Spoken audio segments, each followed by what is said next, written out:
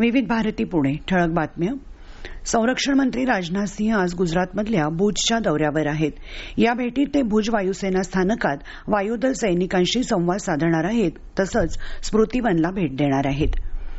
आदिवासी विभागाच्या योजनांमध्ये महिला आणि शालेय विद्यार्थ्यांना प्राधान्य देण्याचे निर्देश आदिवासी विकास मंत्री डॉ. अशोक उईके यांनी दिले. त्यांनी काल मंत्रालयात आयोजित बैठकीत आदिवासी विभागाच्या योजनांचा आढावा घेतला. महिलांना विकासाच्या मुख्य प्रवाहात आणण्यासाठी स्वतंत्र महिला बचत गट तयार करण्यात यावेत. विद्यार्थ्यांची शैक्षणिक गुणवत्ता वाढावी यासाठी पालक अधिकारी नियुक्त करावे अशा सूचना त्यांनी संबंधित अधिकाऱ्यांना दिल्या. इनलँड वेसल ऍक्ट 1917 अंतर्गत नोंदणी झालेल्या सर्व जलयानांना सिंधुदुर्गमध्ये 26 मे ते 31 ऑगस्ट हा कालावधी पावसाळ्यामुळे बंद राहील अशी माहिती प्रादेशिक बंदर अधिकारी आणि सिंधुदुर्गचे कॅप्टन SST उगल मुगले यांनी दिली आहे.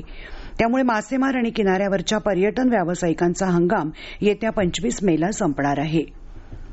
पुणे कृषी उत्पन्न बाजार समितीच्या 2024-25 या आर्थिक वर्षाचं उत्पन्न वाढलं असून ते 106 कोटी 18 लाख 52 हजार इतकं झालं आहे.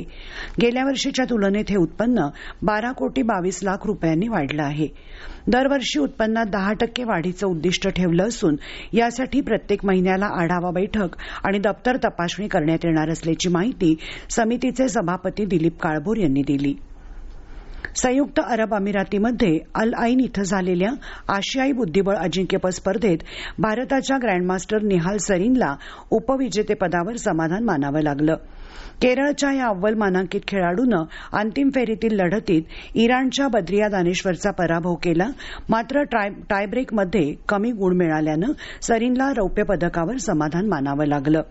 या होत्या आतापर्यंतच्या ठळक बातम्या.